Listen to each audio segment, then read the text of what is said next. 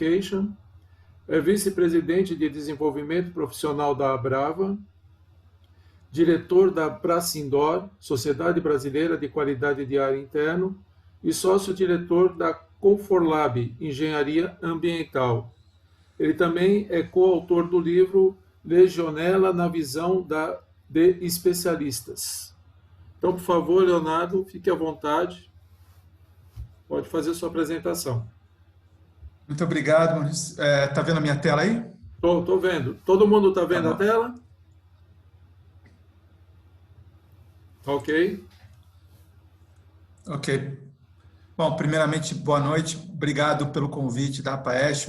Uma satisfação estar aqui compartilhando os conhecimentos com os colegas. Me formei em Engenharia de Segurança do Trabalho alguns anos atrás, muitos anos atrás já, e acabei me especializando nessa área de qualidade do ar interno, que talvez não seja do dia a dia da segurança do trabalho dos profissionais. E é uma grande oportunidade para dividir esses conhecimentos, colegas. Fico muito satisfeito com a PAESH estar abordando e dando espaço para esse tema. Bom, o tema de hoje é Plano de Segurança da Qualidade do Ar Interno em tempos de coronavírus e as novas tecnologias de purificação.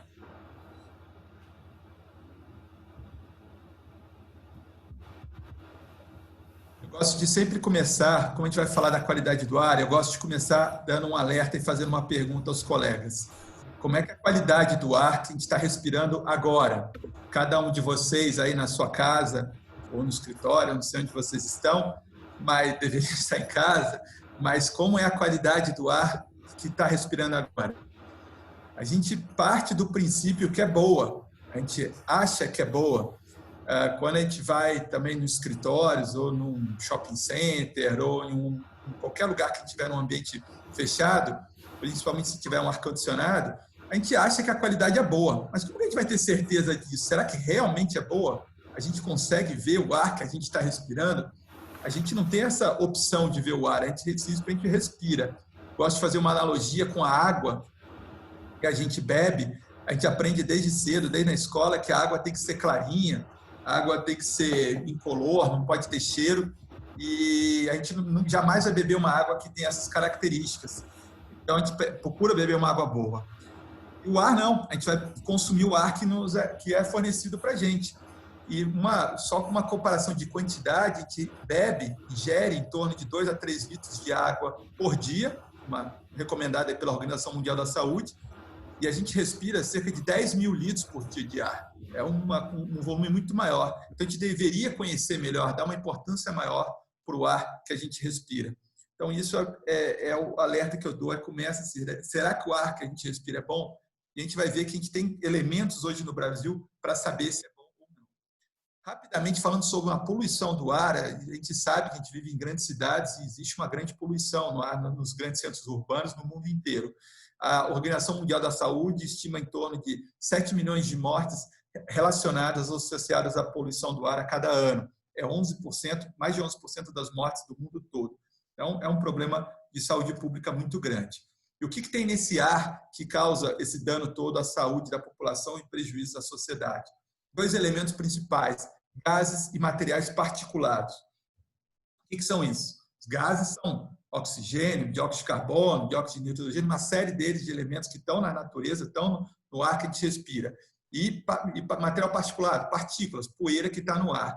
Esses gases, quando em excesso, e às vezes até em falta, o oxigênio é um deles, quando ele sai do equilíbrio dele, pode fazer prejuízo à saúde, inclusive à morte. Um caso bem famoso e típico que aconteceu: excesso de monóxido de carbono em ambientes fechados, às vezes de vazamentos de aquecedores a gás, levam a pessoas à morte muito rapidamente, se tiver o ambiente todo fechado. Então, esse excesso ou falta pode causar prejuízos à saúde das pessoas. Dando o exemplo do material particulado que a gente está falando, a gente pensa sempre numa poeira, naquela poeira que a gente vê na nossa casa, em cima da mesa, da superfície. Então, nesse slide, tem uma areia, tem um grão de areia aqui representado pela uma areia de praia, representada aqui por essa imagem, que o diâmetro dele é em torno de 90 microns. E ali, esse fio mais longo representa um fio de cabelo, que ele tem um diâmetro de em torno de 50 microns. Começa abaixo desse diâmetro de 50 microns, começa a ficar praticamente invisível a olho nu, essas partículas bem pequenas. E as partículas que nos preocupam, quando a gente fala de qualidade do ar, são partículas abaixo de 10 microns, que a gente chama de PM10. E menores ainda, PM2,5, existem partículas menores ainda. PM10 seria assim, 1/5 um diâmetro de um fio de cabelo, praticamente invisível ao olho nu, mas acreditem, elas estão no ar e a gente convive e respira com elas diariamente. Então, o excesso dessas partículas no ambiente que não é desejado. Por quê? O que acontece? Essas partículas bem pequenas, abaixo dos 10 microns, elas entram no nosso sistema respiratório, passa por todo o trato, aquelas bem pequenininhas, até menores que um micro, chega nos alvéolos pulmonares, causando uma série de problemas, tanto respiratórios até problemas cardiovasculares na população. Por isso, aquele impacto que a Organização Mundial da Saúde diz que tantas mortes no mundo todos os anos relacionadas com a poluição do ar. Então, aqui alguns dos efeitos que acontecem, desde coisas mais sérias, como doenças cardiovasculares, câncer, sistema reprodutivo, pulmonares, como sintomas mais leves, que a população sente no dia a dia, que acontece no dia a dia, e muitas vezes a gente não relaciona com a qualidade do ar. Sintomas como dores de cabeça, ansiedade, ou irritação nos olhos, nariz, garganta. Tenho certeza que a audiência aqui, todo mundo já sentiu algum desses itens, mas jamais relacionou isso, ou poucas vezes relacionou isso à qualidade do ar. Normalmente a gente relaciona com estresse no trabalho, alguma coisa que a gente comeu, alguma coisa que a gente bebeu, muitas vezes um excesso de bebida, isso causando algum desses malefícios. Mas o que acontece é que pouca gente sabe, muitas vezes, relacionando a qualidade do ar da cidade que a gente vive. Então, Ô, Leonardo, pois não? Você mudou a apresentação ou está na primeira folha? Plano de segurança, você está só falando? Não, eu estou passando. Porque não está passando, não. Então, deixa eu ver o que aconteceu. Agora eu estou vendo aqui. Você está vendo? Estou vendo, sim. Deixa eu voltar aqui, então. Está acompanhando essa era a primeira, agora está numa poluição que afeta o ar? É isso? Isso. Agora está correto. Gases e material particulado. Gases e material. Eu vou deixar na outra tela aqui, acho que por isso que deu alguma confusão. Eu vou continuar nessa aqui. Então, eu falei. Então, eu vou passar rapidamente os slides novamente, só para dar a sequência lógica da explicação. Os gases e materiais particulados estão no ar, eles que em alta concentração ou em baixa dão problemas na saúde. O que são esses gases e materiais? Aqui o exemplo de um material particulado, no caso, um fio de cabelo, que é esse fio no meio da tela, aqui, essa representação. É um fio de cabelo humano, ele tem em torno de 50 a 70 microns de diâmetro. Abaixo disso começa a ficar invisível a olho nu. E o que nos preocupa são essas partículas bem pequenininhas, que a gente chama de PM10, que 1/5 do fio de cabelo, 1/5 do diâmetro do fio de cabelo humano, que eles vão entrar no sistema respiratório, passa por todo o trato, chegando até os alvéolos, aqueles PM2,5 ou PM de 1 micrômetros, são bem pequenininhos, e causando diversos sintomas à saúde da população. Algumas dores de cabeça, algumas mais simples, como ou irritação nos olhos, até coisas mais graves, como doenças cardiovasculares ou cânceres no pulmão ou no trato, no sistema reprodutor. Então, agora voltando aí onde eu estava, esse monte de poluição que tem nas cidades, a gente já sabe, isso que eu estou falando dessa introdução é um pouco conhecido, está na grande mídia o tempo todo, está nos OBS, é muito estudado no mundo todo, mas isso, a gente está falando do quê? Da poluição da cidade, Leonardo, mas você está falando da poluição atmosférica, na rua, nas cidades, perto, nos centros urbanos. Eu estou protegido, eu estou dentro de casa, e hoje na vida moderna, a gente passa mais de 90% dentro de ambientes fechados, na nossa casa, na escola, no trabalho, ou em momentos de lazer, no shopping centers, mercado, cinema, etc. Então, esses locais, a gente está protegido do ar lá de fora, da poluição. Então, é uma sensação que a população tem, uma falsa sensação. Segundo a Organização Mundial da Saúde, segundo a Agência de Proteção Ambiental Americana, a EPA, a qualidade do ar dentro do ambiente pode ser de 2 a 5 vezes pior do que lá fora. Mas como assim, Leonardo? Pode ser pior que lá fora? Aqui dentro não tem carro poluindo com cano de descarga, não tem fábrica poluindo, só se estiver na sua casa. Aqui não tem nada disso. Minha casa é limpa, a gente limpa todo dia, não tem problema nenhum. Como que a qualidade do ar pode ser pior aqui dentro do que lá fora? Então, eu vou mostrar, mas isso é uma realidade, é o que eu quero mostrar para você. Aqui um slide com um corte de um edifício comercial tradicional, onde tem diversas atividades dentro de uma edificação. Então, que podem piorar a qualidade do ar. Eu vou dar alguns exemplos. A tinta que é usada na parede da casa, naquela pintura que é feita, aquilo ali, todo mundo já sentiu o cheiro da tinta. Ele volatiliza algum elemento químico, algum material. Imagina o seguinte cenário: você está dentro de um quarto, dentro de uma sala, e a gente pinta esse quarto, faz uma pintura num dia, e no dia e a gente vai dormir à noite naquele quarto, ou vai trabalhar naquela sala no dia seguinte. Com certeza, aquele material vai ficar incomodando, vai dar irritação, vai dar dor de cabeça, vai dar cansaço, sonolência para algumas pessoas, vai causar até mal-estar para muitas pessoas. Então, alguns mais, outros menos.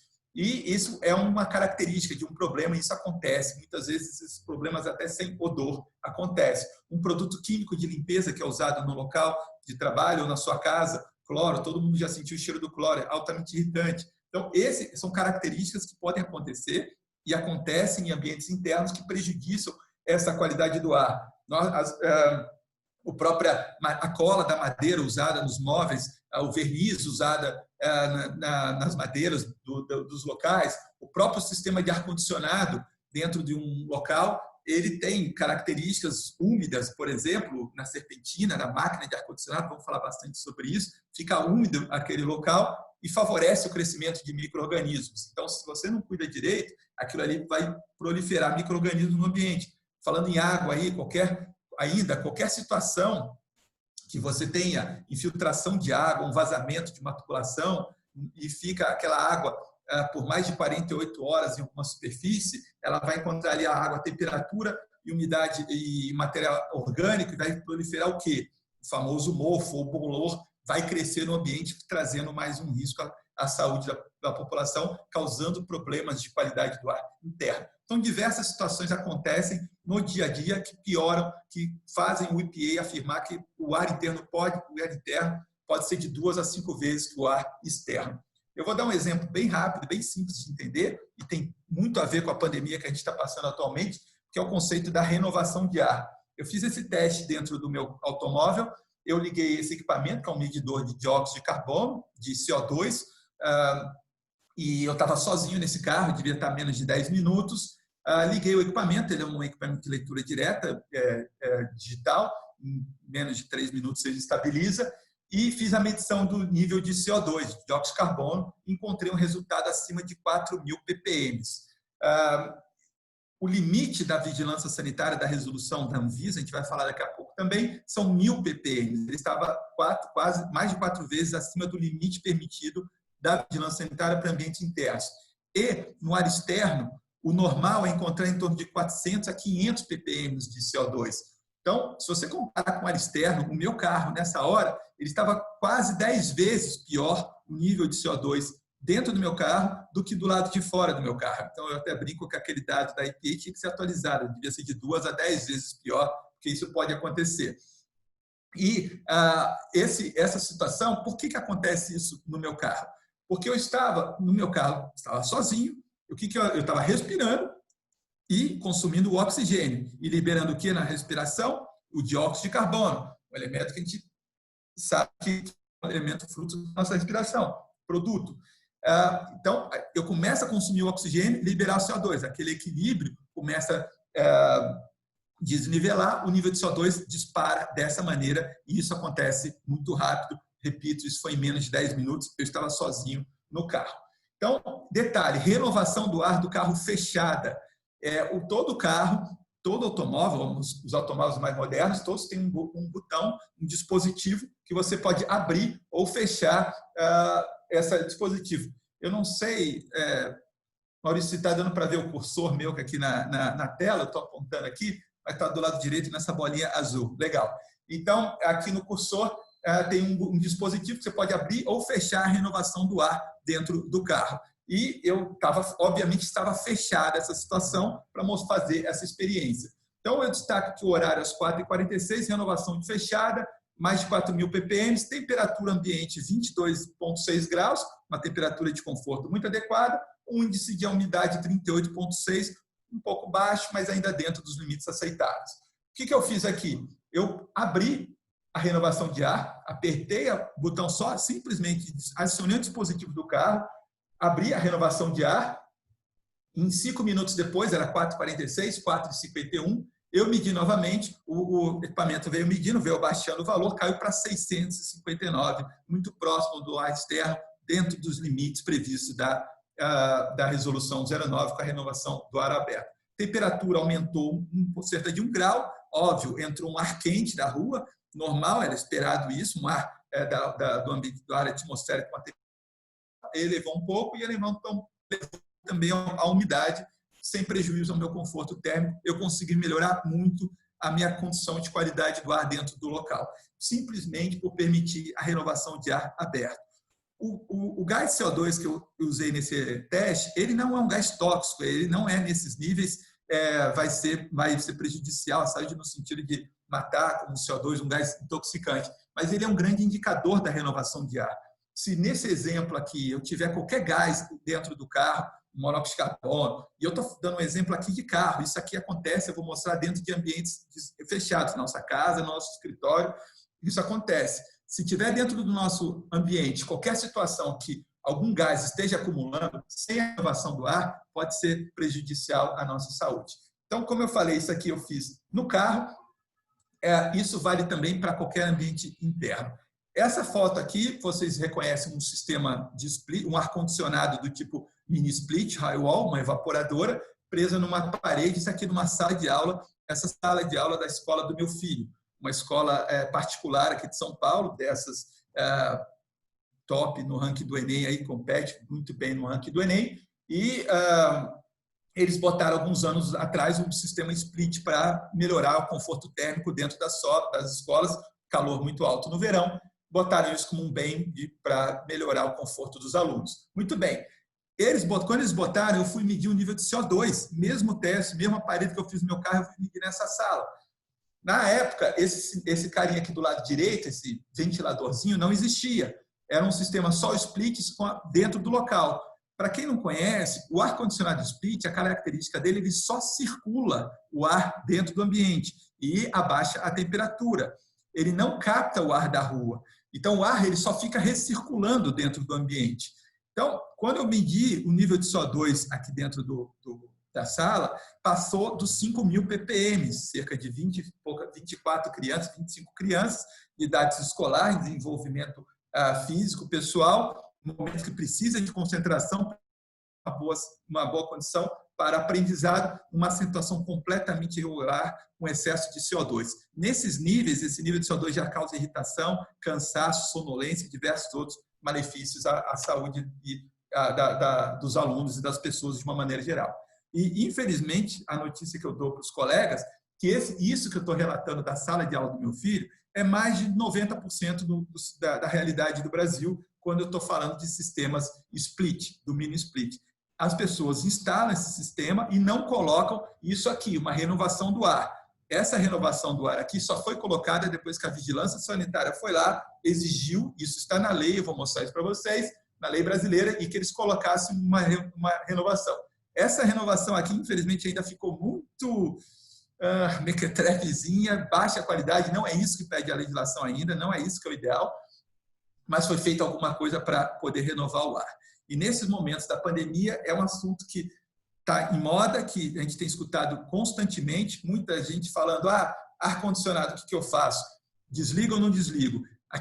Passou no Fantástico recentemente, um restaurante na China, que pessoas ficaram contaminadas pelo ar-condicionado, supostamente contaminadas pelo ar-condicionado. Era uma situação exatamente igual a essa, um sistema de split, sem renovação de ar. O ar só fica recirculando. Aquele restaurante na China, era no 3º ou 4º andar, ele jogava nas pessoas, voltava o ar. Isso aqui, o filtro. Isso não é um filtro que tem aqui. Isso aqui tem uma tela que retém partículas bem grossas, jamais vai filtrar um elemento tão pequenininho como o vírus, e nem partículas poeira, partículas finas também não retém, é um filtro de baixíssima eficiência, isso que está aqui dentro. Então, o risco é muito grande para a sociedade nesse momento, sistemas de split sem renovação de ar. Hoje, a recomendação da Anvisa, da própria Brava, e acompanhando as recomendações internacionais, para ter um sistema de ar-condicionado, você precisa ter a renovação de ar. Caso não tenha, abram portas e janelas, deixem no modo ventilação, mas abram portas e janelas. E se não tiver portas e janelas no local, não tiver renovação de ar, não use aquele local. Você vai ficar num ambiente fechado, não dá para usar nesse momento por várias pessoas para o ambiente coletivo. Isso independente se tem ar-condicionado ou não, se tem split ou não. Não dá para usar se for em ambiente sem circulação de ar. Então, pessoal, o ar-condicionado, ele precisa ter, está na lei brasileira, está em projeto, em norma técnica, em tudo quanto é lugar, algum sistema de renovação. Isso é um sistema ideal, eu vou mostrar outros, é um sistema de tubulação que ele vai levar o ar, ele traz o ar da rua, capta o ar da rua, um sistema de ventilação, um ventilador com algum filtro, tem que ter um filtro de boa eficiência, classe G1 no mínimo, um filtro de baixa eficiência, mas é algum filtro, está na lei brasileira, antes de jogar esse ar para dentro do ambiente, para justamente fazer essa renovação do ar. Aí, por onde sai o ar que ele joga? Sai por frestas, vai sair por frestas das portas, das janelas, vai sair por frestas. Isso é pensado para ser dessa maneira, para manter o ambiente uma leve pressão positiva em relação aos arredores, ou seja, você não deixa outros contaminantes entrarem dentro do teu ambiente quando o ar está em pressão positiva, quando você tem uma situação bem instalada. Aqui do lado esquerdo, um sistema bem simples que foi desenvolvido por uma empresa nacional para fazer essa renovação de ar para sistemas no caso do split, que eu mostrei agora há pouco, ele tem 2 filtros já de uma qualidade já de maior eficiência e ele insufla o ar da rua para dentro do local. Então, é uma solução, existe solução, o custo disso não vai aumentar em torno de 10%, 15% de uma instalação do projeto total de ar-condicionado. Então, é uma coisa viável que atende saúde, segurança e a lei da sociedade. Eu vou falar bastante sobre isso, renovação de ar. Então, esses conceitos que eu estou passando aqui, de baixa qualidade do ar, eles impactam direto na redução de produtividade, no aumento de absenteísmo e aumento de custas médicas em toda a sociedade. No caso do novo coronavírus que a gente está vendo, existe já grandes evidências ou hipóteses que ele também é transmitido pelo ar, tanto é que o incentivo ao uso das máscaras, tanto para as gotículas maiores, só que essas gotículas caem mais rapidamente, mas principalmente para as gotículas menores, que podem ficar até 3 horas no ar. Então, você precisa ter esse cuidado para proteger a população. Então, isso também está ligado à qualidade do ar interno, quando isso ocorre em ambientes internos. Por isso que o comércio está fechado, por isso que shoppings estão fechados, essa necessidade de isolamento, distanciamento, o cinema vai demorar a abrir, porque existe esse risco de contaminação pelo ar em ambientes fechados. A gente está falando do novo coronavírus, mas vale para vários outros contaminantes, eu vou citar algum deles que já existem, já são problemas na sociedade. Então, todo esse conceito de qualidade do ar traz para o ambiente fechado riscos. Só que a gente tem alguns aliados, a gente tem como nos proteger, a gente tem como proteger a sociedade em relação a isso. Obviamente, você evitar a fonte de contaminação sempre é a melhor solução. Se você tem um mofo dentro do ambiente, como eu citei, é ideal você não deixar crescer, você vai lá e remequia, tira aquele mofo. Se você tem um elemento qualquer que está contaminando o teu ambiente, você tem uma tinta, uma grande emissão de compostos orgânicos voláteis, procure usar uma tinta com baixa emissão, você não vai contaminar o ambiente. Se você tem algum gás, alguma coisa que está contaminando, remedie, não use, elimine a fonte, sempre é a melhor solução. Mas nem sempre é possível. No caso, são as próprias pessoas. Nós geramos nossos bioefluentes, nós geramos CO2, como que a gente não consegue eliminar o ser humano dos ambientes fechados? Precisamos deles. Construímos para os seres humanos usarem. Então, como a gente pode reduzir essa carga de contaminação? Como a gente pode tratar essa carga de contaminantes, aqueles gases e materiais particulados que estão dentro do ambiente? Uma das estratégias que tem, existem outras, mas uma que pode ser muito usada, são sistemas de ar-condicionado. Eles têm essas características de melhorar, de retirar essas partículas e reduzir o nível de partículas e de contaminantes gasosos, qualquer que sejam no ambiente fechado, desde que sejam bem projetados, instalados e mantidos. A sociedade brasileira consome muito o ar-condicionado, quase majoritariamente, visando o conforto térmico. Nós compramos ar-condicionado por causa do calor ou em regiões mais frias para ter um aquecimento térmico. Então, esse é o objetivo principal. Mas a população não sabe que ele pode trazer melhorias para a qualidade do ar, de novo, desde que ele seja bem projetado, instalado e mantido, tem uma boa manutenção. E eu vou mostrar por que ele tem essas características. Você costuma brincar, você compra com o objetivo do conforto térmico e ganha de brinde a sua saúde. Então, ele tem essas características. Um sistema de ar-condicionado tradicional, ele tem um sistema de renovação. Aqui é um sistema central, isso aqui seria a máquina, esse Air Handling Unit, seria a máquina de ar-condicionado. Ele insufla o ar, pode ser por dutos de distribuição, e esse ar vai no ambiente, refrigera, pode retirar os gases contaminantes que estão aqui, e ele volta a uma temperatura maior para a máquina. Parte desse ar fresco, a máquina ele vai puxar, ele cria uma pressão negativa aqui dentro da máquina ou da casa de máquina, e ele puxa um ar de fora que vai trazer esse ar renovado para dentro do ambiente, ele fica nesse circuito. Então, se você tiver gases, algum contaminante, alguém aqui usou um produto químico, alguém aqui está com o excesso de CO2 com uma quantidade de pessoas muito grande, ele vai tirar essa carga de CO2 e vai trazer um ar fresco para dentro do ambiente. Se você tiver ainda alguma contaminação, como um laboratório ou o próprio banheiro, um restaurante, você pode prever um sistema de exaustão mecânica para retirar aqueles contaminantes do local. Isso tudo um sistema de climatização pode fazer para melhorar essa qualidade do ar. E isso que a lei brasileira prevê, isso que está nas normas técnicas da ABNT e na legislação fala muito sobre esses conceitos. Ainda sobre as partículas, falei de gases, ele pode tirar através da renovação, e as partículas que vêm ou da rua ou geradas internamente ficam retidas tanto no filtro da captação de ar externo, aqui na captação é necessário, a lei manda ter um filtro, e na máquina de ar-condicionado precisa ter um outro filtro, no mínimo classe G3, para reter também essas partículas que estão circulando aqui no ambiente. Então, o sistema de climatização tem essa característica de fazer isso. Isso que pouca gente sabe, que é um alerta que a gente precisa dar à sociedade. Eu pego como exemplo essa academia de ginástica perto do meu escritório em São Paulo, perto do aeroporto de Congonhas. Aqui em frente a uma grande avenida, quem conhece, uma avenida bem movimentada, passa ônibus, muito trânsito ao longo do ano.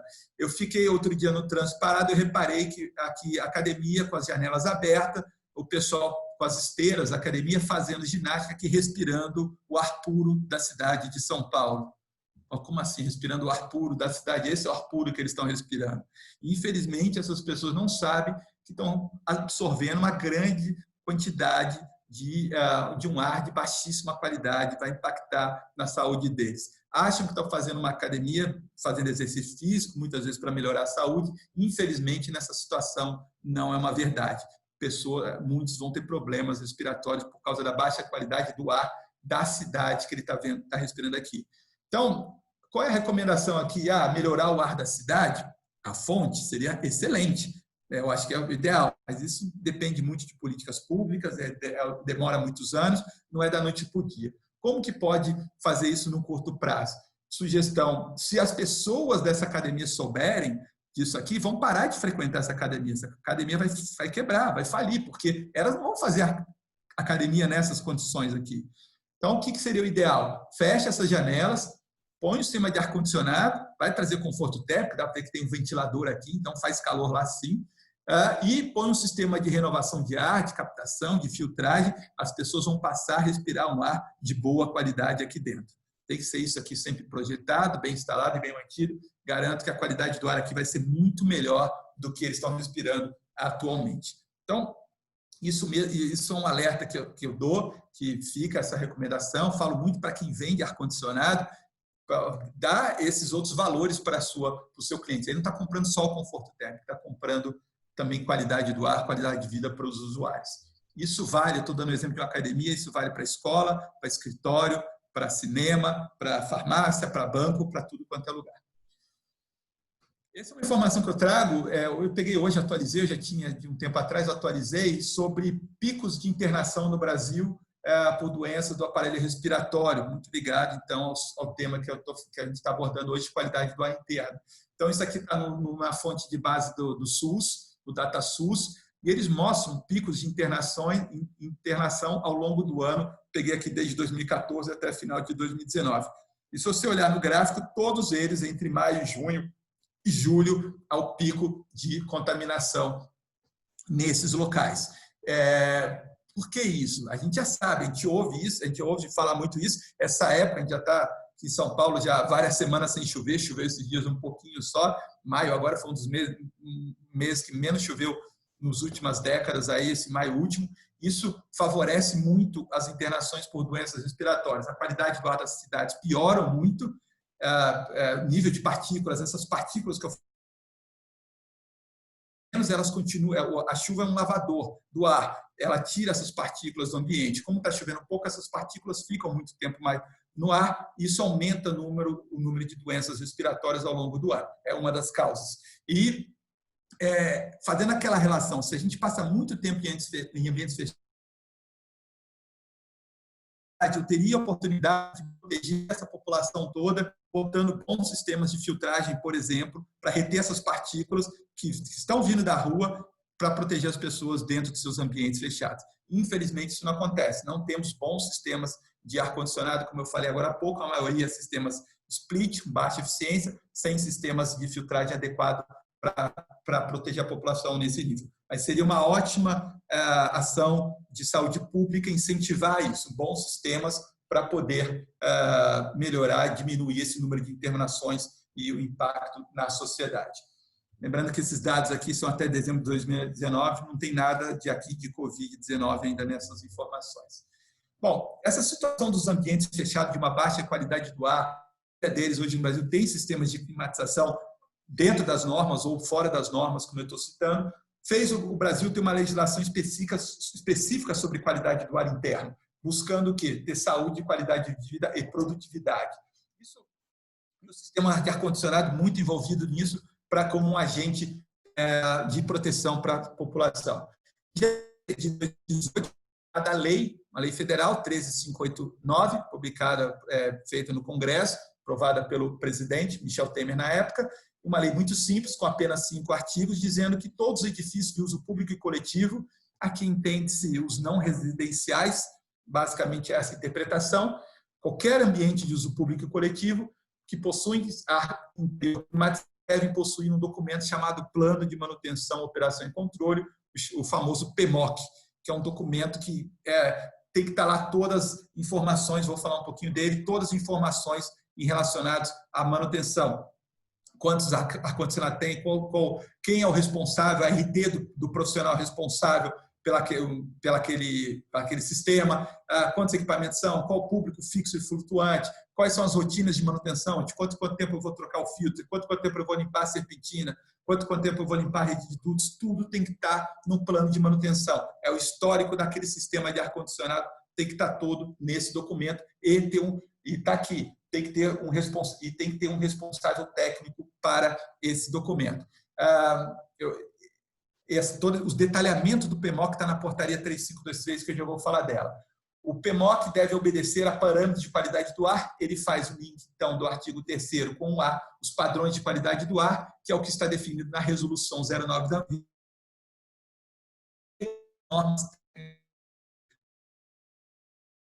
para sistemas de ar-condicionado no Brasil, as normas da ABNT são obrigatórias a serem cumpridas.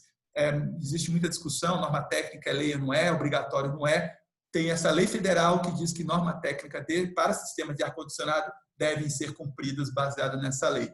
Então, deram um prazo aqui, 180 dias, para o cumprimento dessa lei. Então, isso começou, essa história do PMOC, da portaria, começou lá atrás, em 98. Na época, os ministros das comunicações, Sérgio Mota, o Sergião, era um ministro influente no governo à época, ele veio a falecer e, por problemas de saúde, respiratórios, inclusive, e alegaram poder o ar-condicionado do escritório sujo, contaminado, e isso agravou a morte dele. A brincadeira que a gente faz, o ministro era era idoso, era sedentário, era obeso, era cardíaco, era fumante, tinha um monte de problema, mas quem matou ele foi o ar-condicionado. Então, certo ou errado, o José Serra era o ministro da Saúde à época e ele criou essa portaria, uma portaria ministerial, a 3523, exigindo a manutenção dos aparelhos de ar-condicionado. E aqui está um detalhe interessante. Até hoje, muita gente me pergunta por que esse assunto de qualidade do ar interno foi feito pelo Ministério da Saúde e não pelo Ministério do Trabalho, por que isso não está numa NR e foi para o Ministério da Saúde. Então, e esse é o histórico de como começou isso no Brasil. Hoje, eu não sei dizer por que foi o Ministério da Saúde, o Serra era o ministro, talvez pela proximidade do Sérgio Mota, sensibilizado pela causa, com o interesse da saúde, publicou isso pelo gabinete, e a portaria GM ainda, que é gabinete do ministro, foi publicada pelo Ministério da Saúde na época. Então, a portaria é um pouco mais completa, ela tem várias páginas, ela tem um modelo de PMOC, inclusive. Eu destaquei aqui um artigo que eu acho que é bem representativo, que todos os sistemas de climatização devem estar em condição adequada de limpeza, operação, manutenção e controle, observar as determinações abaixo relacionadas visando a prevenção de riscos à saúde dos ocupantes. Detalhe importante, toda essa portaria, quando saiu, na época eu já estava na Abrava, na Associação de Ar-Condicionado, e houve muita chiadeira dos profissionais de ar-condicionado, como é que o Ministério da Saúde, médicos, enfermeiros, biólogos, biomédicos, agentes de saúde, vão legislar sobre ar-condicionado. Eles não entendem nada de ar-condicionado, essa praia não é deles, quem entende somos nós, engenheiros mecânicos. Então, mas o objetivo dessa norma inteira, dessa portaria toda é esse, prevenção de risco à saúde dos ocupantes. Por isso que foi feita dentro do Ministério da Saúde, esse é o mote. Essa portaria, em momento algum, fala qual o tipo de ar-condicionado, se vai botar split, sistema central, self, qual o tipo de gás, compressor, não aborda a parte de mecânica, a parte de operação do ar-condicionado no sentido de climatização. Ele está muito preocupado na saúde, ele quer dizer que tem que ter manutenção, tem que ter limpeza, tem que ter um responsável técnico, tem que ter cuidado. Esse que é o objetivo dessa portaria. E aqui o item A diz manter limpo todos os componentes do sistema de climatização, tais como bandejas, repetindo, umidificadores, ventiladores e dutos. De novo, de forma a evitar difusão ou multiplicação de agentes nocivos à saúde. É curioso isso, precisa ter uma portaria dizendo que o sistema não pode estar sujo. Faço um outro parênteses aqui. Durante muitos anos, tanto no Brasil como fora, a ciência do ar-condicionado foi desenvolvida para a climatização no foco do conforto térmico. Então, todas as escolas de engenharia, todos os cursos técnicos sempre formaram profissionais visando o conforto térmico. Esse foi sempre o objetivo. Então, realmente, não existia uma preocupação com a saúde das pessoas.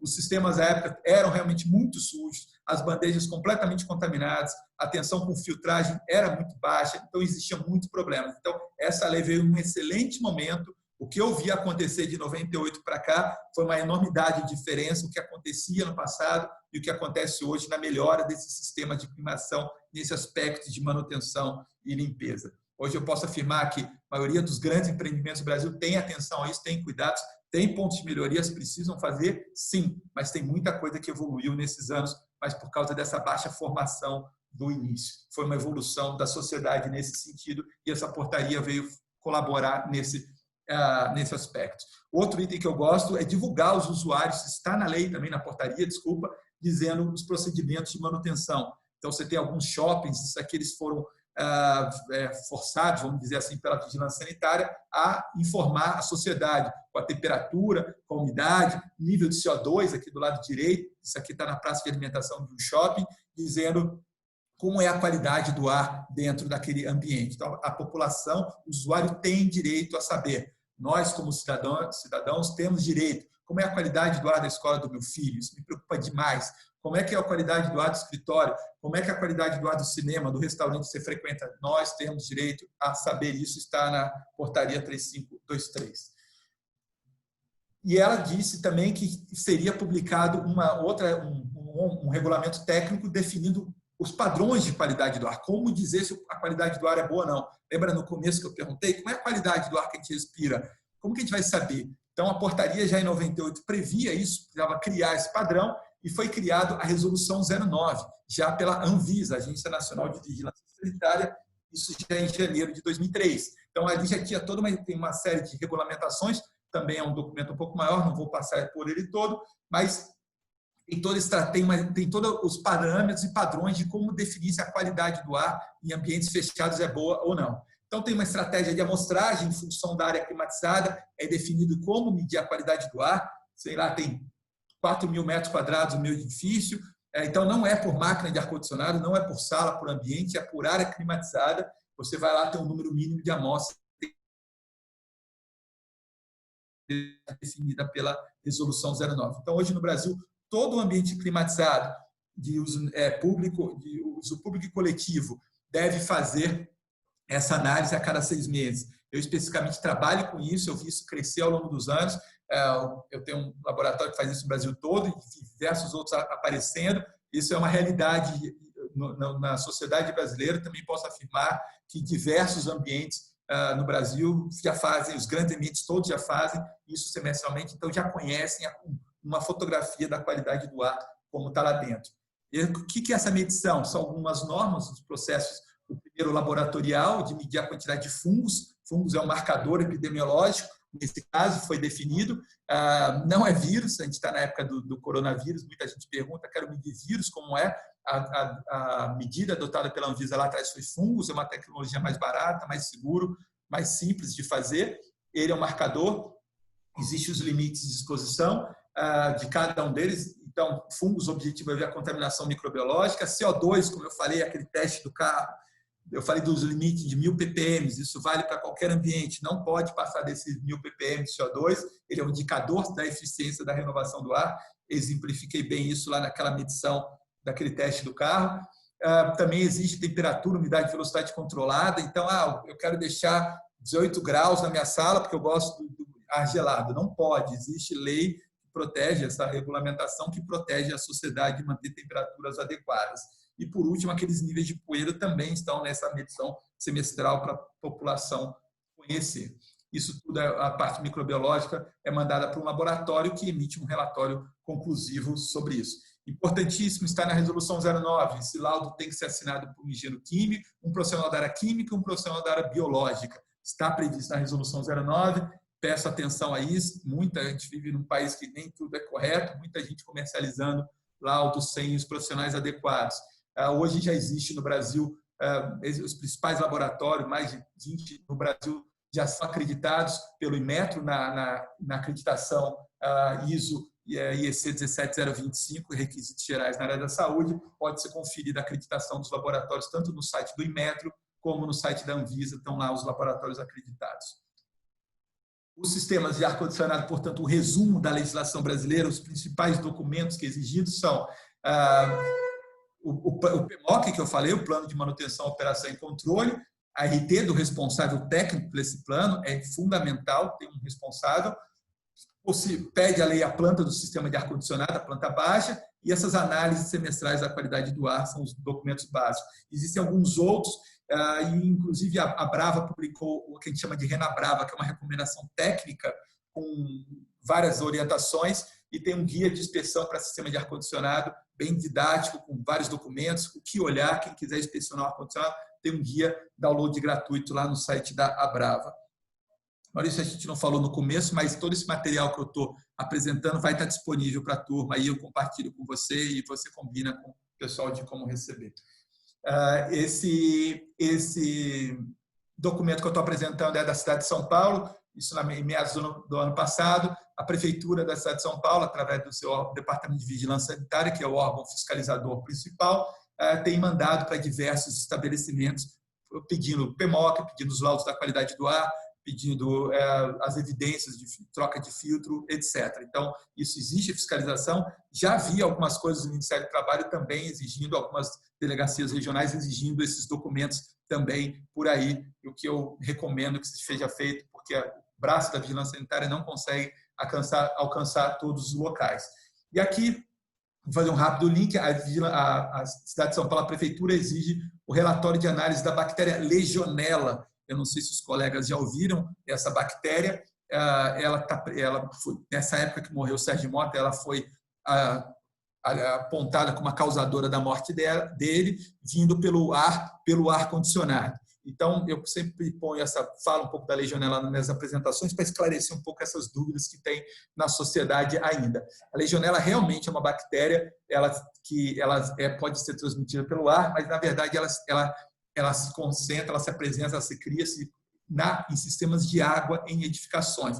A bactéria ela pode estar em qualquer água, pode estar na natureza, em qualquer local, mas o risco da saúde humana ela está em sistemas de uma edificação e ela pode apresentar riscos. Como?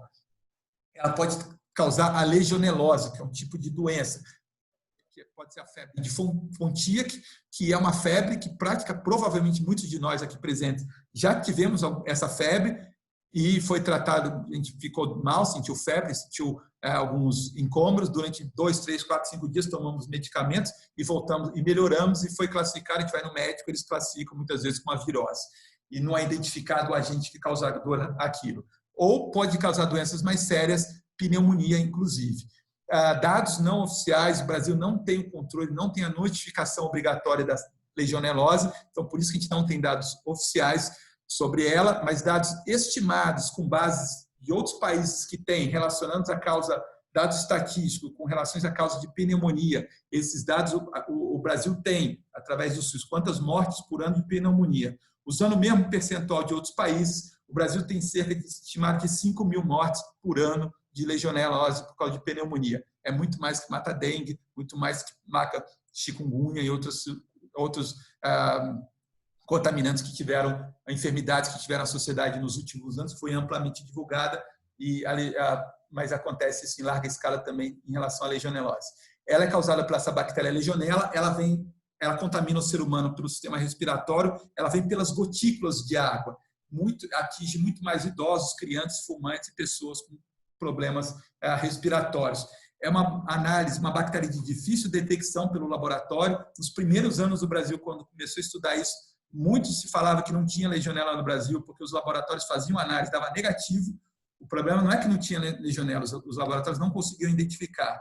Esse conhecimento se aprofundou. Hoje, grande parte dos laboratórios já encontra muita presença de legionela. Vou mostrar alguns dados estatísticos. E o grande objeto de prevenção à legionela, como conduzir com legionela, chama-se o Plano de Segurança da Água. É um documento que deve ser feito por toda edificação, deveria fazer, está prevista na portaria de consolidação do Ministério da Saúde que trata de água de consumo humano. Precisa fazer uma investigação, conhecer todos os riscos que a água traz para o prédio, principalmente do ponto de vista da saúde das pessoas. Então, isso você vai obter se você fizer um bom plano de avaliação de segurança do local. Algum desses riscos, qualquer água aerolizada, qualquer água em aerosol que venha pelas pessoas.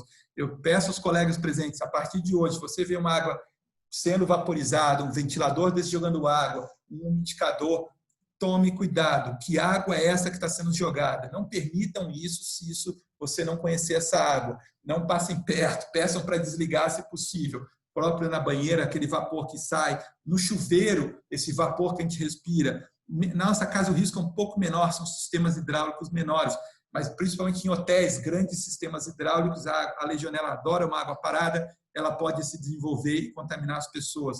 Existem redes de hotéis no Brasil, redes internacionais principalmente, que tomam muito cuidado, têm ações de prevenção à legionela, porque vêm com esse conhecimento de fora e eles fazem essas ações por causa do alto risco de impactar a sociedade.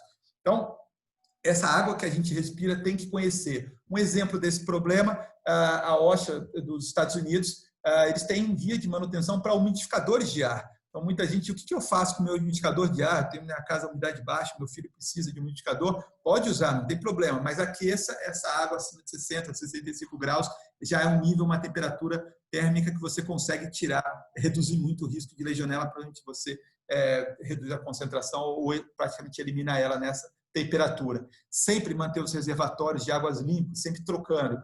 Não deixar a água estagnada. E olha aqui, eu fiz um link, botei até um em vermelho aqui. A gente está passando num momento que muitos prédios, muitos hotéis estão parados por conta da pandemia. E agora, daqui a pouco, espero eu, vão voltar a funcionar em breve. E está cheio de água parada nesses locais. Que água é essa que o pessoal vai liberar para a sociedade? Então, quem tiver acesso, puder orientar, tem que fazer um plano de ação para tratar essa água antes de liberar, de começar a usar. Essa água vai vir com contaminantes, vai vir com legionela. A ASHRAE, Sociedade Americana de Engenheiros, uma grande respeitada americana, já soltou parecer sobre preocupação do que fazer, precisa fazer uma avaliação de risco antes de começar a usar esses sistemas com esse de água parados e monitorar essa qualidade dessa água. A gente vê diversos exemplos na nossa sociedade de situações jogando água e que eu fico desesperado porque é um absurdo gigante. E aqui no aeroporto Santos Dumont, aqueles ventiladores jogando água, nada contra o ventilador, pode usar, mas a questão, que água é essa? Essa água foi aquecida, foi tratada, tem algum sistema para redução de risco, para controle microbiológico da legionela especificamente? Pelo que a gente conhece, pelo que a gente convive, não tem. Então, o ideal não é usar esse sistema nessas situações. Nos parques aqui em São Paulo, Ibirapuera, nas praias do Rio, em outros locais do Brasil, sistemas jogando água na pessoa. Outro dia eu publiquei no LinkedIn como é a qualidade da água que você respira. Botei como alerta aos colegas. E um amigo até do setor, me falou: Leonardo, você escreveu errado. Você botou qualidade da água que você respira. Você devia ter escrito qualidade do ar que você respira. Eu falei, não, eu estou alertando para a qualidade da água que a gente respira. A água que a gente bebe tem que ser clarinha, tem que ser incolor, tem que ser... A gente não vai beber uma água que não for mineral. Tenho certeza que todo mundo que não conhecer a procedência, ninguém bebe essa água. O ar, a gente respira, as pessoas respiram qualquer água que joguem em cima da gente. E eu brinco aqui que até a água do cachorro tem que ser de fonte confiável, mas a da água que a gente respira pode ser qualquer água. Não pode. Tem que alertar a população dos riscos que estão envolvidos aí. Algumas estatísticas de presença de legionela acontecem, muita em torre de resfriamento, de sistema de ar-condicionado, grande evaporação de água, sistemas hidráulicos bem complexos e grandes, água de consumo humano também, muitas avaliações dessas são feitas em hotéis e elas estão presentes sim na nossa sociedade. Aqui uma informação de primeira mão, foi publicada essa semana, 2 dias atrás, a NBR 16824, que ela trata de sistema de distribuição de água, identificações, prevenção de legionelose, princípios gerais e orientações. É um trabalho que demorou quase 2 anos. O colega Marcos Pensoação, especialista de legionela no Brasil, coordenou esse trabalho e batalhou muito para o Brasil ter uma norma tão bacana, completamente alinhada com as normas internacionais. A ASHRAE publicou um mês atrás uma revisão da norma, um complemento da norma deles. A norma brasileira está totalmente up-to-date com as normas internacionais. Recomendo quem trabalha, tem acesso com água, conhecer isso, porque é prevenção de riscos, aqui é uma norma de saúde para evitar riscos à população. Ainda tem um livro, Legionela na Visão de Especialistas, para download gratuito. O Marcos, que eu citei, ele coordenou um trabalho com mais de 20 especialistas nacionais e internacionais, profissionais do CDC, da Anvisa, de hotéis.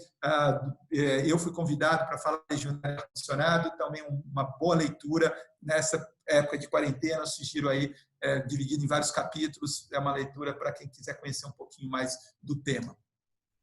Bom, eu fiz uma boa apresentação de tudo que a lei brasileira fala, as regulamentares, as leis brasileiras, algumas normas técnicas, a importância do tema. E entrando na fase final, falando um pouquinho de futuro. Como vimos até agora, hoje em dia o Brasil tem diversas leis e normas que garantem uma boa qualidade do ar. E como vai ser esse futuro nosso? Eu fiz uma brincadeira aqui, uma comparação com o que a gente tem e o que eu prevejo para o futuro. Hoje a gente tem um programa de qualidade atual, que é baseado na portaria, na resolução da Anvisa, que é o PMOC, que é um documento contínuo, fazendo manutenção, mas a fotografia que a gente tem em relação à qualidade do ar é a resolução 09, que define uma análise da qualidade do ar a cada 6 meses. Está na lei, a gente precisa fazer, vai lá um técnico, coleta a amostra, manda para o laboratório e dá um laudo semestral dizendo que está bom ou não. Mas isso vai evoluir, essa pandemia está mostrando isso, a gente precisa conhecer muito mais o ar que a gente respira. Então, fazendo uma analogia numa foto preta e branca, hoje para um filme colorido em alta definição, a recomendação, que a tendência mundial, que está saindo com norma da ISO, Programa de Segurança da Qualidade do Ar Interno, que eu chamo de PSQAI. Nada mais a gente, a empresa que eu trabalho, está trazendo isso para a sociedade, é uma ação para promover saúde, bem-estar e conforto.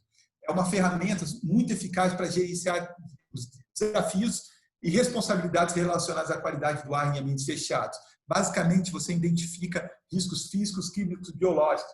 Toda a metodologia baseada em HACCP e na recém-inaugurada, também no ano passado, ISO 16000-40, que fala de sistema de gestão de qualidade do ar. Então, isso aqui segue uma ISO. Você implanta isso, você tem uma ISO implantada sobre o sistema de gestão da qualidade do ar interno.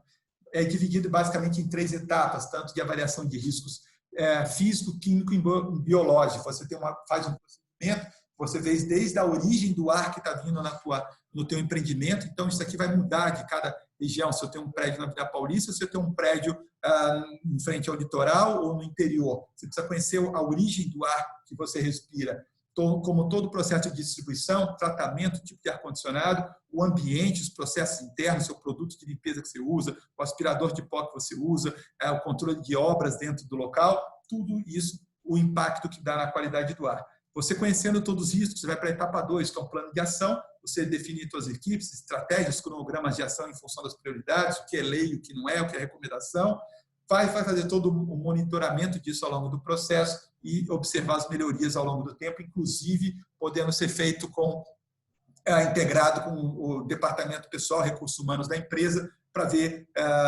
o próprio SESMIT, para ver melhorias, redução de riscos de impacto na saúde das pessoas, redução do absenteísmo, pode ser relacionado a isso, esse programa, relacionados, obviamente, à qualidade do ar, principalmente. Então, e a etapa 3 é o acompanhamento, a validação desse processo todo. Você tem o plano de ação, o acompanhamento desse apoio, desse plano de ação.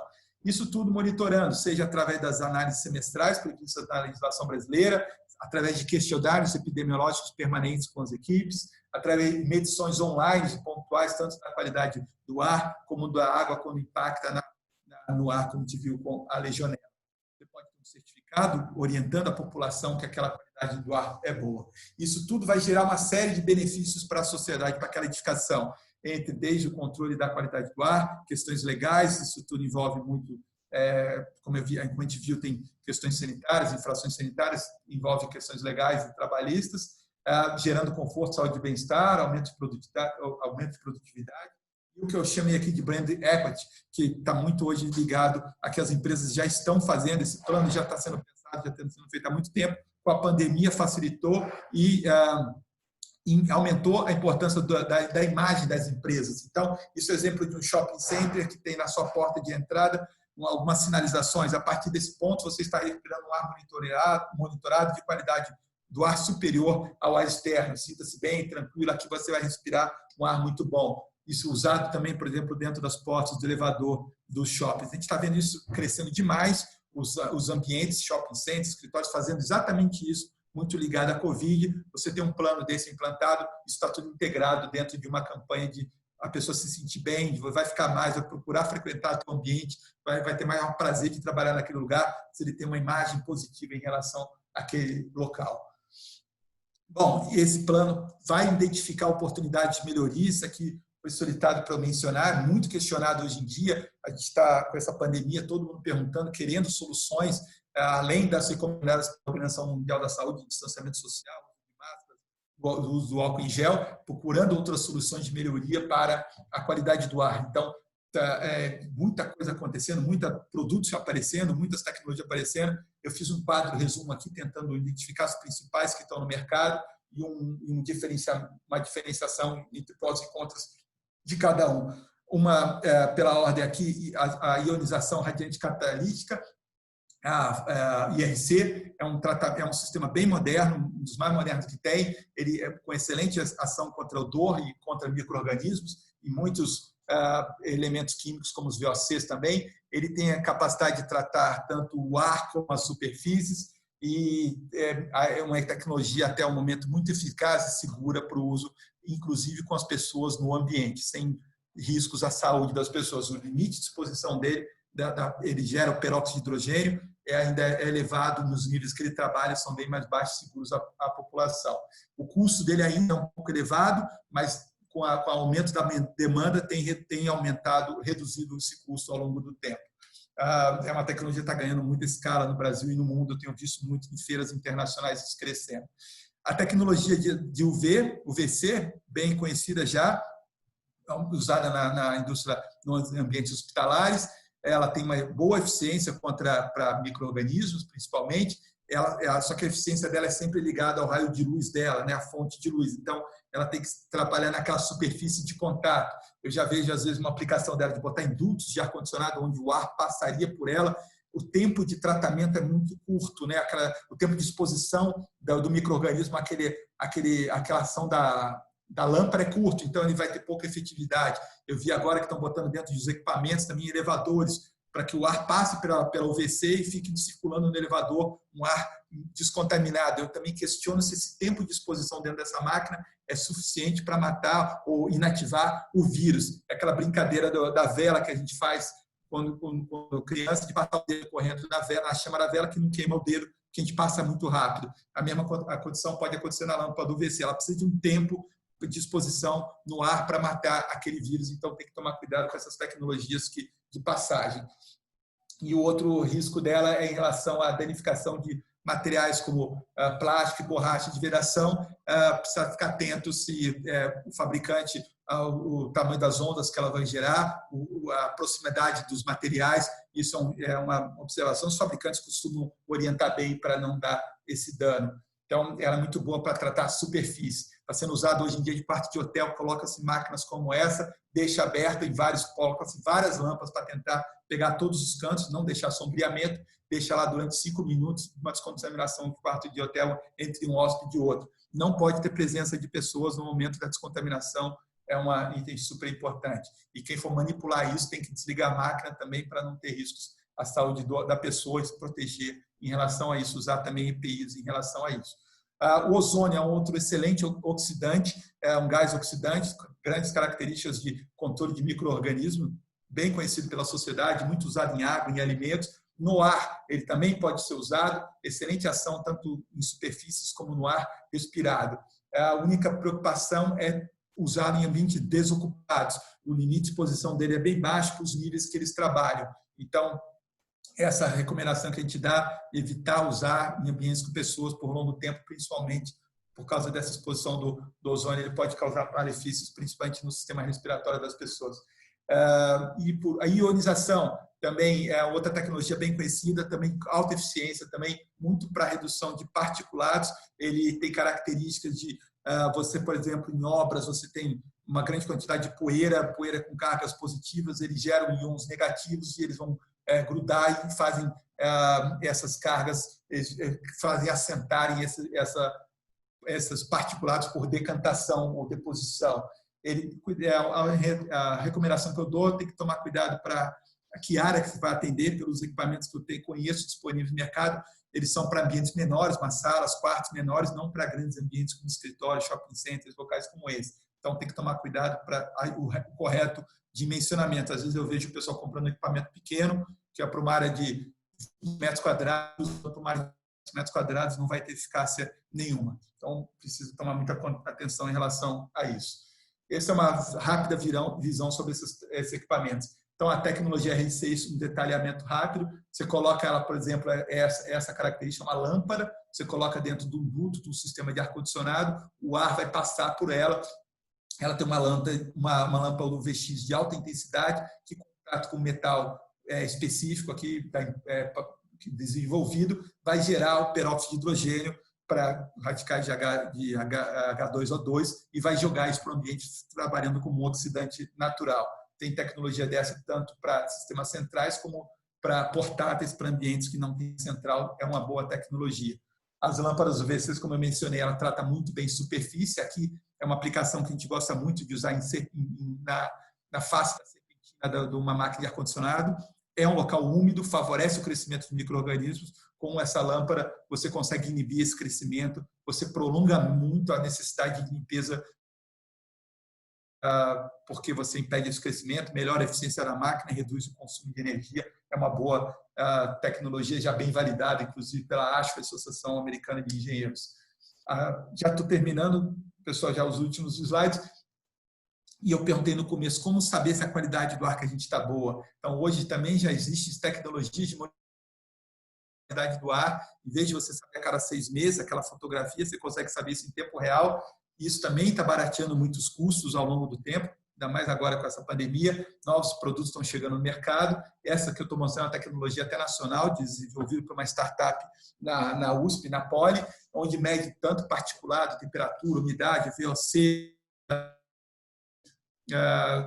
formaldeído, se eu não me engano, mede uma série de elementos, quase 10 elementos, mede também a presença de pessoas, o nível de ruído, isso muito mais ligado a fazer as interpretações de qualidade do ar, mas você tem essas informações em tempo real, tanto na tela do computador ou no celular, para você saber como está isso, a qualidade de respiro. Então, isso é o que eu considero o futuro. Então, pessoal, finalizando, acho que deu certinho o meu tempo. Pense sempre, eu gosto de terminar com essa frase, pense sempre na qualidade do ar que você respira. A gente consome muito ar, como eu falei no começo, 10 mil litros de ar por dia. Não vamos nos permitir respirar qualquer coisa. A gente tem leis que protegem a gente, a sociedade, tecnologias para nos garantir respirar um ar de boa qualidade. Eu deixo aí meus contatos para quem quiser sugerir a apresentação, se quiser puder me mandar um e-mail também, eu estou meio aí na tela, puder me manda diretamente o e-mail, também pode ser uma opção de entregar a apresentação para quem quiser, fica à vontade.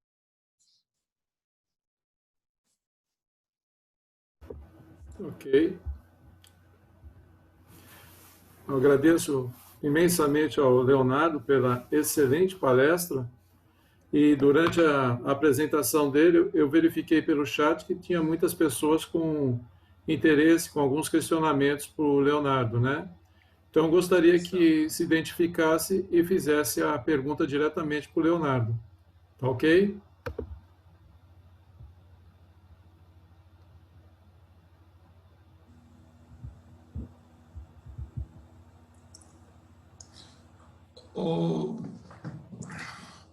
Maurício, se você quiser ler a pergunta, eu posso respondendo também, se você preferir.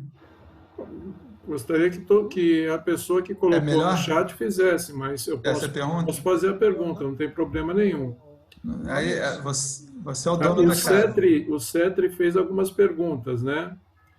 Ele pergunta, o PSA e o PSQAI seria transformação para edificação ter mais saúde? Não sei. Maurício, você está me ouvindo? Estou. Depois eu quero falar. Tá ok. Leonardo, essa é a pergunta que foi feita. Sim, a resposta é sim. Ele é como exatamente essa definição. Ele é como quase que fosse um raio-x da edificação. Tanto o PSA, que é o Plano de Segurança da Água, como o Plano de Segurança da Qualidade do Ar, você vai conhecer dois elementos fundamentais dentro de uma edificação: a água e o ar. A gente brinca que um prédio é quase que um elemento vivo, ele não muda, não para nunca. Ele tem o ar circulando, ele tem uma água circulando, então ele tem constante mudança. Você, para conhecer ele realmente, não adianta fazer uma análise a cada 6 meses, uma análise a cada mês. Às vezes você demora uma semana para ter uma resposta de um laudo desse. Você, para conhecer de verdade, você precisa ter você precisa ter planos como esse de gestão contínua, como é o PSA e o PSQI. Tem uma outra pergunta aqui. A Lei 13.589 fala de cumprir as normas da ABNT. Com isso, é obrigado a cumprir a norma NBR 16824, que trata da legionela? Eu perdi o começo da pergunta. Qual é a primeira que ele mencionou? A Lei 15.589 fala de cumprir as normas da ABNT. Tá. Com isso, entendi. É obrigado a cumprir a NBR 16824, que trata de legionela? Ótima pergunta. O ideal, isso é ser respondido por um advogado. Quando a gente fala de cumprimento de lei, o advogado é o correto, sou engenheiro. A minha interpretação de lei, sim, está muito claro na Lei 13.589 que as normas da ABNT devem ser cumpridas, está muito claro isso lá. Então, se a legionela tem um impacto na qualidade do ar ou no sistema de climatização, deve ser cumprida. É a minha interpretação. Mas eu gostaria de ouvir um advogado aí. Eu acho que era ideal consultar para a gente ter certeza. Tá. Ô, Leonardo, teve uma hora que você comentou a respeito do controle biológico, né? Como seria esse controle biológico? Eu imagino que seja em relação à resolução 09, é o que pede o controle biológico nas análises da qualidade do ar. Está definido na resolução 09 da Anvisa, é feita uma coleta de fungo no ambiente, o técnico vai com placas de Petri, com meio de cultura de fungo, sabor OH, se eu não me engano, e uma bomba de ar, uma vazão de 28,3 litros por minuto, ele vai succionar o ar, vai jogar nessa placa de Petri, vai impactar, tem um captor com microfuros nele que vai equalizar esse ar, vai impactar por igual na placa. Os micro-organismos microscópicos, invisíveis a olho nu. Você vai lacrar a placa, leva para o laboratório. Vai ficar durante 7 dias numa incubadora a 25 graus. Aqueles fungos que são invisíveis vão crescer as colônias na placa de Petri, a bióloga vai e faz a quantificação e a contagem do tipo e a identificação dos tipos de fungos que tem naquele local. Tá. Dentro dessas tecnologias novas, você mostrou a parte da ionização, né? Você poderia falar um pouco sobre a ionização positiva e negativa?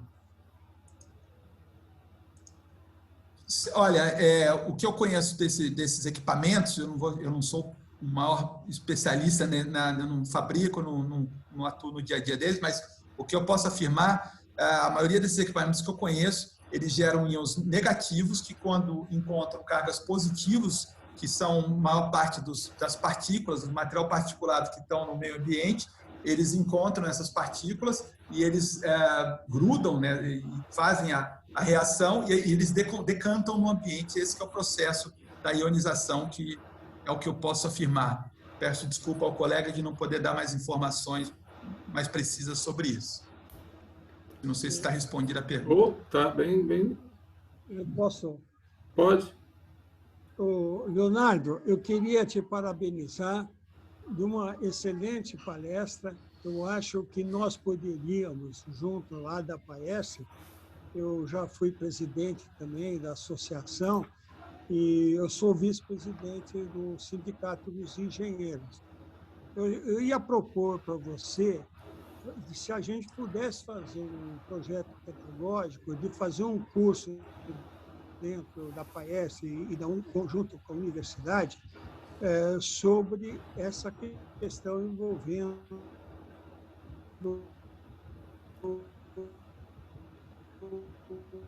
porque de profundo desconhecimento de todos. Isso não se ensina. Eu acho que só o engenheiro é que tem que ter a sua educação continuada, e eu acho que cabe toda uma palestra de 360 horas para a gente explicar isso, o impacto que isso também traz com relação à pandemia, com o coronavírus, e que eu entendo o seguinte: muita gente fala assim, os profissionais da saúde. Eu acho que nós não estamos com profissional da saúde, porque os médicos e enfermeiros não estão exercendo como um profissional da saúde, eles são profissionais da doença. Já aconteceu tudo por falta de engenharia. Ótima definição. E justamente daí eu questiono, não sei, como é que são os hospitais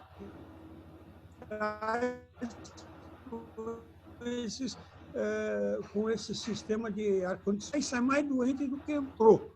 É verdade. Então, na verdade, a gente só pode chamar de profissional da saúde por meio da engenharia. Não tem, a gente possa falar, engenharia que vai fazer isso. Só que o pessoal, vou te dar o remédio, eu quero saber como é que faz para não ficar doente. Essa que é a questão. E isso foi erros do passado. E eu vou também permitir fazer uma reflexão. Você falou que precisa consultar um advogado, mas, na verdade, a gente tem que transformar a norma da BNT não é obrigatória.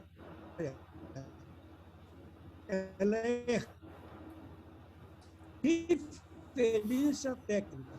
Se eu colocar isso numa norma regulamentadora, segundo o dicionário jurídico que eu tenho lá, é tornar legal. Essa é a diferença da norma técnica para a norma regulamentadora.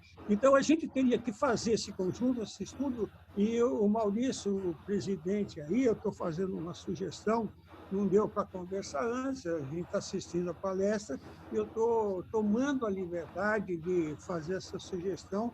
Se todos concordarem, a gente monta uma equipe e monta um projeto pedagógico de fazer um curso de 360 horas nessa questão.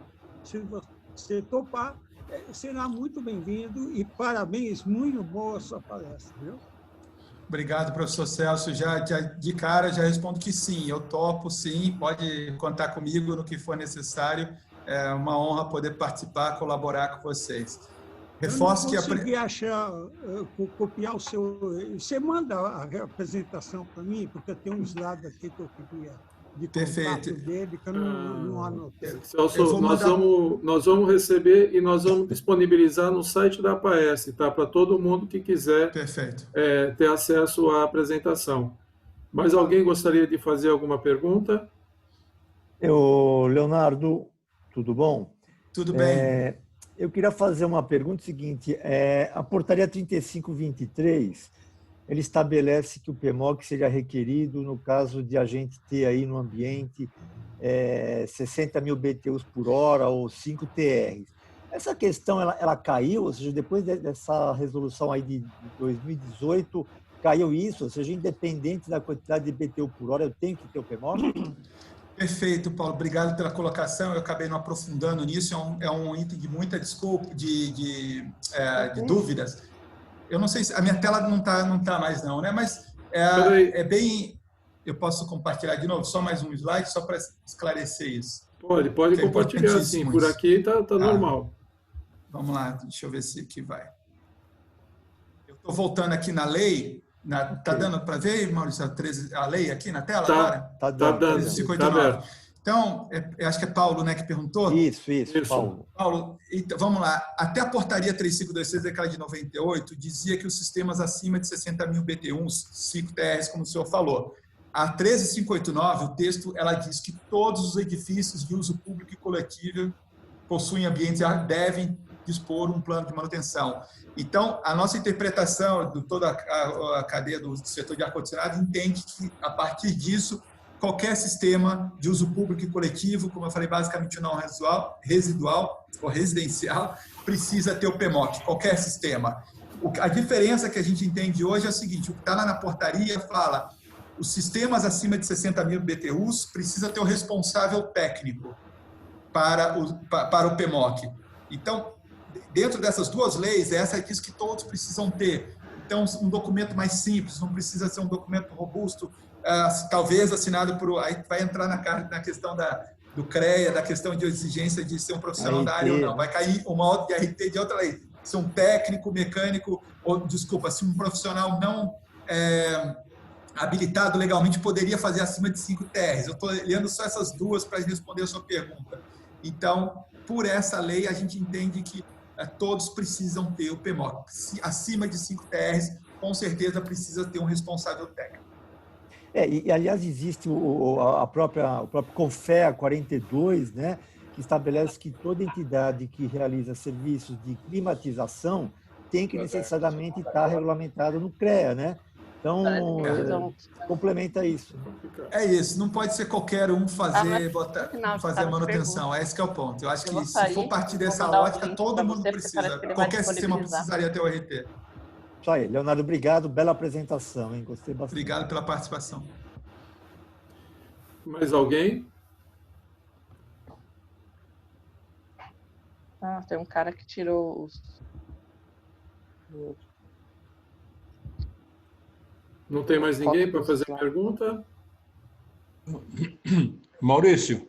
Diga. Ô, Leonardo, lá no chat tem algumas pessoas que fizeram perguntas, parece que não está aparecendo aí.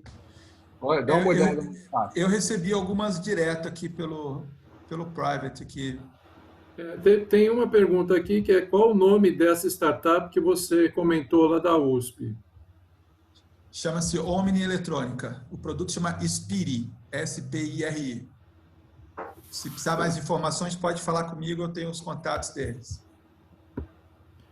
Basicamente é essa pergunta aqui, viu, Antônio? Que tinha mais que eu vi agora só.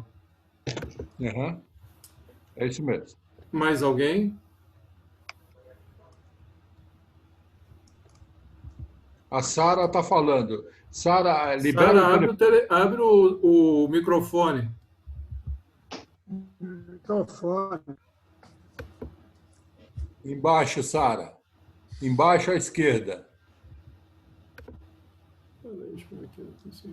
Você não consegue abrir o dela daí? Abriu. Abriu. Pode falar. Ficou mudo de novo, Sara. Eu não conheço essa tecnologia aqui tão profundamente assim para fazer isso. Libera de novo, Sara. Embaixo do lado esquerdo. Passa o mouse embaixo do lado esquerdo. Tem lá mute. Clica em cima. Aí, pode Pronto. falar. Pode falar. Tá? Pode falar. Dá para ouvir, né? Então, não sei se você tem uma estatística em relação às academias, porque eu vejo um grande problema porque elas têm aquele split, né? E não tem sistema de troca de ar nem nada, né? Então, o pessoal tem um conceito de que ar-condicionado é melhor que ventilador. Então, se o professor... E tem academias que, contrariamente, o professor é o que decide, né? Não é o aluno, não é o cliente, né? Então, não sei se você tem um bom relacionamento com a Anvisa, que eles te passem alguma coisa assim das empresas que fazem manutenção, quantas têm sistema de renovação de ar. Oi, Sara, obrigada pela pergunta. Olha, realmente as academias, muitas que a gente conhece, tem baixíssima renovação de ar e muitas não têm renovação de ar. A maioria não tem. A maioria não tem. E outros detalhes que a gente vê, o split tem outras características. O ar-condicionado, quando é bem projetado, ele tem outra característica, que é a distribuição do ar. Você conseguir botar o ar no ambiente com uma velocidade igual para todo mundo, uma velocidade abaixo de 0,25 metros por segundo, que não vai dar incômodo. Quantos locais que você está, estou falando de academia, mas pode ser restaurante, você tem um jato de ar bem nas costas ou na cabeça, porque o split foi instalado de uma maneira e ele não tem essa capacidade de fazer uma boa distribuição do ar. Outro detalhe de academia que eu faço... um conceito equivocado de ventilação, né? Que ventilação tem que ser ventania, né? Não é o ideal. Isso incomoda muitas pessoas. Outro conceito de academia muito ligado com esse de renovação de ar, que eu fazia perto aqui do escritório também era split. Eu vivia falando com o rapaz lá, precisava botar renovação de ar. E um outro detalhe, eu ia fazer logo cedo, 6 horas da manhã, e a moça da limpeza tinha acabado de fazer a limpeza. E ela passava um produto químico no chão, e a gente ia fazer ginástica, exercício no solo, e você sentia aquele produto químico quando você respirava bem perto dele. E aquilo é uma carga enorme, que incomodava, fazia mal, e as pessoas ficavam o dia inteiro com o ambiente completamente fechado com aquele produto químico. Então, são outros problemas de qualidade do ar, que está focando muito em ar-condicionado, mas esse eu dei o exemplo de produtos, outras coisas que acontecem dentro do ambiente quando não tem um bom projeto, um bom conceito, um plano de qualidade do ar. Sobre fiscalização, só um alerta, quem faz a fiscalização dos ambientes de comuns, shopping, academias, escritórios, nas cidades é a Vigilância Sanitária Municipal. A Anvisa só fiscaliza portos, aeroportos e fronteiras, e eles são os agentes reguladores e fiscalizam portos, aeroportos e fronteiras. Então, mas aqui na São Paulo é a Cofisa. Eles procuram agir, como o corpo não consegue fazer a cidade toda, eles procuram em locais com grande concentração de pessoas. Uma curiosidade que eu ouvi hoje de um colega de lá, eles estão com grandes problemas em telemarketing, em áreas de teletrabalho. Grande concentração de pessoas, baixíssima eficiência na renovação de ar, e eles estão com o nível da pandemia, da contaminação da Covid lá está muito grande nesses locais, justamente com o adensamento de pessoas sem uma ventilação adequada. Eles estão pegando pesado nesses locais. Outra é o ar de refrigeração, o gás de refrigeração, né? Que aqui ainda se usa muito nesses split, o R122, que vai até 2039, 2040, e na Europa já não usa desde 2014, proibiram, né? Sara, realmente ar-condicionado é bem complexo. Gás refrigerantes é uma ciência enorme. Eu concordo com o que você está falando, tem essas restrições sim, e tem muitas dúvidas ainda, que não se sabe qual o gás ideal, qual aquele que menor impacto ao meio ambiente, que não é inflamável, cada um tem suas características. Então, tem uma ciência bem grande em relação a gases aí, que é bem complexa, realmente. Lá dentro da Brava, a gente tem um grupo... Já sabem, né? O R-122 é aqueles freons da vida, né? E que eles mudaram, botaram um código lá, né? Lá dentro da Brava tem um grupo de trabalho muito grande de refrigeração comercial que trabalha e estuda muito isso, tem muita informação lá, posso compartilhar se precisar em relação a isso, aos gases. Tá. Obrigado, Sara. Obrigada. Obrigado, Sara. Mais alguém? Mais alguma pergunta?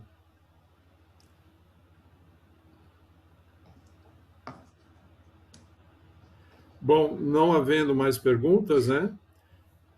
A Paes agradece ao Leonardo, excelente palestra, bastante elucidativa, explicativa, e essa parte do Covid realmente é uma coisa que há uma preocupação geral, né?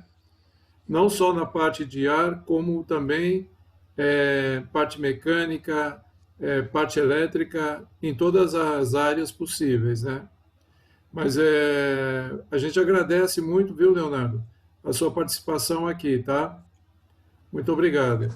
Eu que agradeço mais uma vez o convite, estou sempre à disposição, como proposto pelo professor Celso, estou à disposição para novas empreitadas aí para a qualidade do ar interno, é o meu objeto de estudo há mais de 20 anos. Eu ia comentar que uma das primeiras vezes que eu escutei a qualidade do ar foi com o professor Francisco Cuxa, na minha pós-graduação, e ele fez um breve fala sobre isso há muitos anos atrás. Eu já estava estudando um pouquinho sobre isso na época e me fez interesse de estudar até hoje. Um grande amigo, trocamos muitas figurinhas até hoje, aprendi muito com ele nesses anos todos.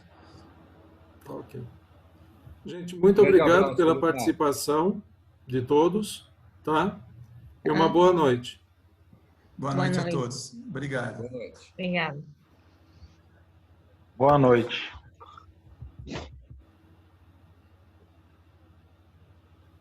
Como é que eu saio, hein?